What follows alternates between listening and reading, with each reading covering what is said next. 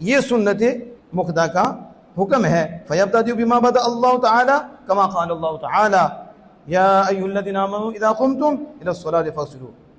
یہ آیت کریمہ، یہ جو آیت کریمہ ہے، ثابت بِهَذِهِ الْآيَةِ التَّرْتِيبُ بَيْنَ الْفَرَائِضِ، اس آیت کریمہ سے فرائض کے درمیان ترتیب ثابت ہوئی. اس آیت کریمہ سے فرائض کے درمیان کیا ثابت ہوئی؟ یعنی دلیل ترتیب کے لیے قرآن کی آیت ہے. سمجھ آ رہی ہے؟ بس اتنا ثابت ہوا کہ ترتیب فرائض کے درمیان ہے، لیکن الترتیب فی جمیع الوضوء ثابت بالحدیث، اور جمیع وضو میں جمیع ترتیب جو ہے حدیث سے ثابت ہوئی. کس سے ثابت ہوئی؟ دیکھو نا، 4 فرض ہیں، اس میں ترتیب ثابت ہوئی نا. پہلے چہرہ، یہ قرآن پاک سے ثابت ہے. پھر بازوؤں کو دھونا، کونیوں سے یہ بھی قرآن پاک سے ثابت ہے. پھر کس کا؟ مسح کرنا، یہ بھی قرآن پاک سے ثابت ہے. اور چوتھا، پاؤں کو ٹہنوں سے بھی دھونا. تو یہ ترتیب فرائض کی جگہ کس سے ثابت ہوئی؟ قرآن سے اور اس آیت سے ثابت ہوئی. لیکن آپ سے پوچھے پہلے ہاتھ دھونا، پہلے اتر تک ہاتھ دھونا، پھر اس کے بعد کیا کرنا؟ کلی کرنا، پھر اس کے بعد ناک میں پانی ڈالنا، پھر اس کے بعد کیا کرنا؟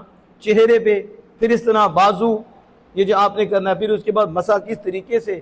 کہتے ہیں یہ جمیع وضو میں جو ترتیب ہے وہ سنت سے ثابت ہے. کس سے ثابت ہے؟ سنت سے.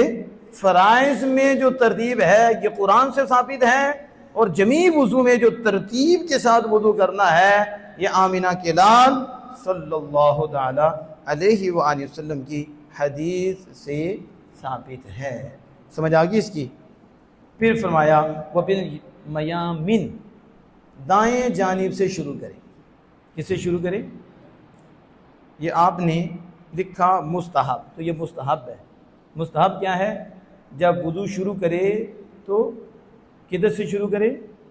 اونچی بولو، دائیں، اونچی بولو، اور دائیں جانب سے شروع کرے. کہتے ہیں البداءۃ بالجمیل مستحب فی غیر الوضوء، وضو کے علاوہ میں دائیں جانب سے شروع کرنا مستحب ہے. وضو کے علاوہ دائیں جانب سے شروع کرنا مستحب ہے، اور وضو میں دائیں جانب سے شروع کرنا یہ سنت مصطفیٰ ہے. اختلاف پھر آ گیا. امام قدوری کہیں مستحب، لیکن کہتے ہیں کہ یہ بھی سنت ہے. کیا ہے؟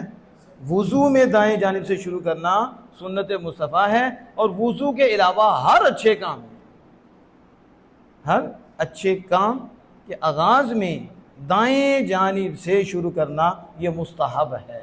یہ کیا ہے؟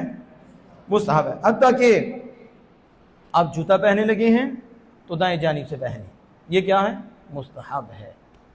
اسی میں آپ کنگھی کرنے لگے ہیں تو کیسے؟ دائیں جانب سے. تو یہ کیا ہوگا؟ مستحب. اب مسجد میں داخل ہونے لگے ہیں تو پہلے کون سا پاؤں ہوگا؟ دائیں جانب ہوگا. گھر میں داخل ہونے لگے ہیں تو کون سا پاؤں ہے؟ کھانا کھانے لگے ہیں تو بائیں ہاتھ سے کھائیں گے، دائیں ہاتھ سے کھائیں گے. تو وضو کے علاوہ میں دائیں ہاتھ سے آغاز کرنا یہ کیا ہے؟ مستحب ہے. کیونکہ نبی اکرم فخر دو عالم صلی اللہ علیہ وسلم ہر شے میں دائیں کو پسند فرماتے تھے، حتیٰ کہ وضو میں بھی، اور جوتا پہننے میں بھی، اور کنگھی کرنے میں بھی آقا دو جہاں صلی اللہ تعالی علیہ وسلم دائیں کو پسند فرماتے تھے.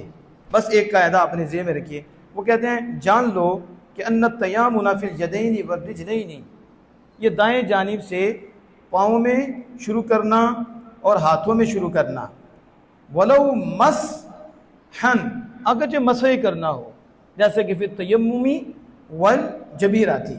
جیسے آپ تیمم کرنے لگے ہیں تو کہتے ہیں تیمم میں بھی دائیں جانب سے کرنا ہے، اور اسی طرح پٹی پہ جب مسح کرنا ہے تو وہ بھی دائیں جانب سے ہے، سوائے موزوں کے اور کانوں کے اور رخساروں کے.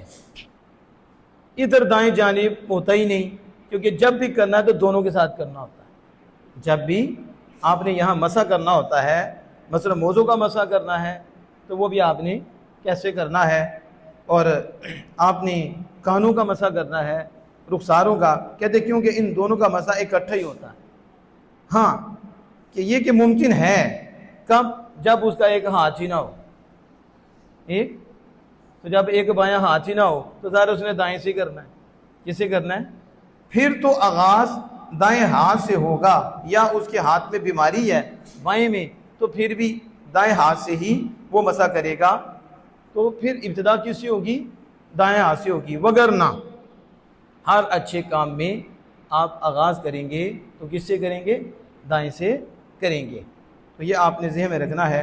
جو میں نے عرض کی کہ ایک تو ترتیب ہمارے نزدیک سنت موقدہ ہے وضو میں، اور دوسرا دائیں جانب سے شروع کرنا یہ سنت مصطفیٰ ہے صلی اللہ علیہ وسلم۔